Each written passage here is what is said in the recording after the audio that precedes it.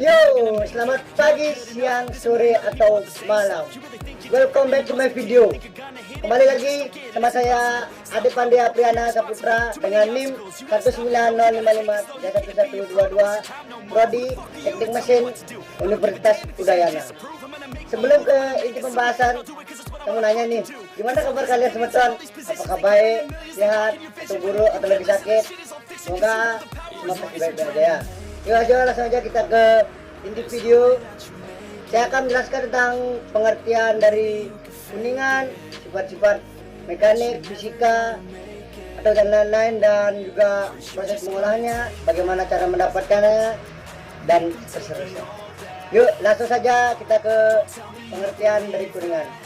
Kuningan adalah suatu logam campuran dari tembaga dan seng. Warna kuningan itu biasanya kan pasti kuning kemas-kemasan atau kuning biasa atau coklat kemerah-merahan. Warnanya itu biasanya itu kalau sengnya lebih tinggi pasti warnanya akan berubah-ubah.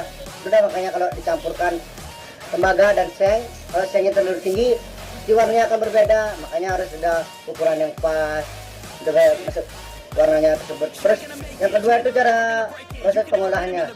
Dari tadi itu dah proses pengolahannya itu caranya dicampurkan antara seng dan tembaga.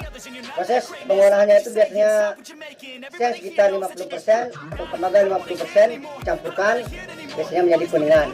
Kuningan itu juga beragam, ada yang tipis, tebal, biasanya 0,5 mm, dan jenis seperti kayu-kayu yang digunakan saat pembangunan lah. Terus yang ketiga itu ada cara mendapatkan kuningannya. Cara mendapatkan kuningan itu biasanya itu dicampurkan atau juga bisa di pertambangan, tapi kebanyakan dicampurin sih antara tembaga dan seng. Terus yang keempat itu proses pengolahannya. Proses pengolahan kuningan ini biasanya terdapat ketebalan yang berbeda. Ketebalannya ini sekitar ukuran 0,013 mm, 0,55 mm, atau yang lain-lainnya seperti baut, mur gitu kan, pasti beda-beda. Yang pertama tuh cara pengolahannya tuh ada melting. Melting itu adalah suatu bahan tembaga yang sesuai tekanan, paduan ditimbangkan, dipindahkan dalam tungku peleburan. Biasanya tuh tembaga yang sesuai ukurannya dimasukkan ke dalam timbangan terus dilelehkan. Sekitar suhunya itu sekitar 1050 derajat kurang lebih lah segitu Celcius kan. Terus yang langsung habis dimasukkan ke tungku itu biasanya terjadinya logam cair. Logam cair paduan tembaga dan seng ini diikat kembali ke dalam cetakan. Biasanya 50 seng, 50 tembaga dicetak menjadi satu. Untuk penuangannya bisa secara terus-menerus atau perlahan-lahan. Terus habis sudah jadi masuk ke dalam cetakan, biasanya logam cair dan tembaga itu sudah cukup dingin, dipindahkan lagi, dipindahkan, dikeluarkan dari cetakan, dipindahkan ke tempat penyimpanan, biasanya tempat pendinginan atau didiamkan di dalam udara ruang yang bebas. Tapi untuk mempertahankan itu jangan kayak debu. Terus yang kedua itu adalah hot rolling. Biasanya logam kuningan ini ditempatkan dalam tungku yang dipanaskan hingga mencapai suhu yang diinginkan. Kira-kira bagaimana sih maunya smartphone itu untuk mendinginkannya itu. Terus habis ditempatkan dalam tungku, kemudian logam kemudian dipanaskan menuju mesin penggilingan. Biasanya itu habis masuk ke logam masuk ke tungku pemanasan, langsung kemudian dimasukkan ke tungku penggilingan.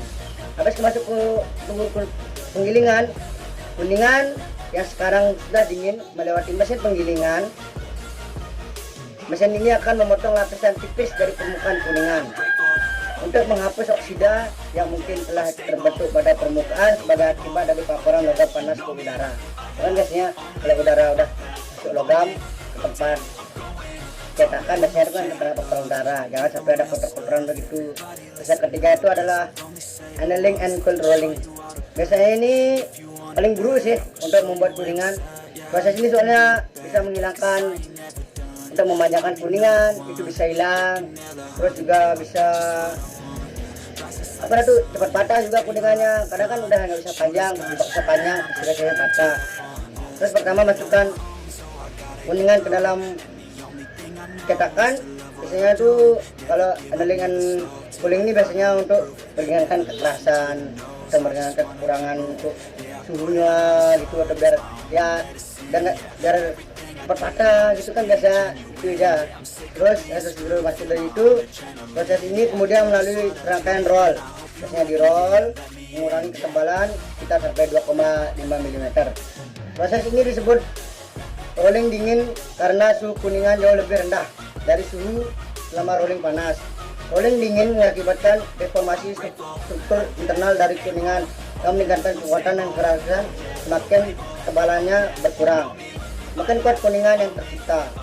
Biasanya itu kan masuk ke area panas, terus tiba-tiba di patah kepecah kan, sama seperti gelas misalnya. Kalau tiba-tiba air panas masuk, terus di batu pasti pecah kan. Nah, tapi ini dia cara tiba-tiba. Pertama masuk ke tempat air panas, di tempat pengopenan yang panas, tiba-tiba didinginkan, ketebalannya tuh tipis mungkin, tipis-tipisnya pokoknya, tipis mungkin. Habis itu tidak diukur mana kekuatannya tipisnya itu. Kemudian angka 1 dan 2 kan sudah. Terus itu kan sampai berkali-kali pokoknya sampai tipis mungkin. Terus yang keempat itu adalah finishing rolling. Strip kuningan mungkin akan diberi rolling dingin akhir untuk mengencangkan toleransi pada ketebalan atau untuk menghasilkan permukaan akhir yang sangat halus. Nah, sudah dibuat secara macam-macam. Dengan finishingnya nih dinginkan untuk mencapai toleransi pada ketebalan atau berapa aktivitasnya tertentu, menghasilkan permukaan yang sangat halus. Nah, untuk mendapatkan hasil halus itu biasanya tuh dinginkan atau digosok secara perlahan, kemudian tuh baru dipotong menjadikan strip tipis-tipis gitu. Nah, lalu kemudian strip kuningan ini baru yang dibawa ke tempat penjualan. Dan yang keempat adalah penggunaan kuningan. Teman-teman tahu kan, pasti kuningan itu berbagai macam banyak tempatnya. Biasanya ada paus, umur, strip tipis, atau biasa kuningan untuk peluru, terus senjata tajam misalnya itu. Apalagi sekarang banyak ini kan pernah tuh yang jadi militer, biasanya pasang peluru itu terbuat dari kuningan. Nah, habis itu dari penggunaan kuningannya tuh di sini ini ada sifat mekanik, fisik dan kimianya. Sifat mekanik kuningan tuh biasanya baut pasti keras, kaku banget, pasti kaku banget. Terus daya lentingnya tinggi ketika dilempar di tempat yang seperti lembaran besi, tukar besi, dilempar besi tinggi.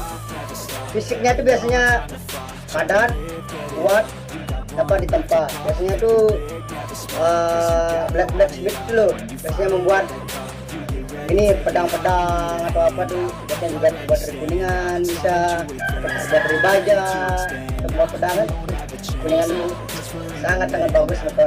Terus yang ketiga itu adalah sifat kimianya. Nah, dalam unsur kimianya ini bukan antara tembaga dan yang aja dicampur, ada berbagai macam, banyak sampai 18-an. Biasanya itu disebut unsur kimia. Nah, unsur kimianya itu ada Cu, Zn, Pb, Sn, Mn, Fe, Ni, Si, Mg, Cr dan lain-lain. Biasanya tuh paling banyak tuh sih itu dah tembaga dan seng. Tembaga itu biasanya 66,4, sengnya 27,9, Pb-nya 2,22, Sn 1,38, atau Mn-nya 0,0813 dan yang lain-lain. Kuningan itu memang terlalu banyak ininya, karena itu sifat-sifat kimianya. Karena untuk mendapatkan kuningan yang bagus itu biasanya harus ada pengolahan yang benar, gimana cara mencampurkannya, biasanya pakai gelas takar, atau ya kalau sudah master toko gitu lah, biasanya campur pakai menggunakan apa namanya feeling gitu kan, feeling good gitu kan, teman-teman. Terus apa lagi ya, ada pertanyaan terus teman-teman? Kalau ada pertanyaan bisa taruh di kolom komentar. Jangan lupa like, komen, dan share. Oke, see you, bye-bye. Yeah. It's our time to shine. Show that's the kind of state of mind you gotta combine with hard work and time. You gotta climb to the top.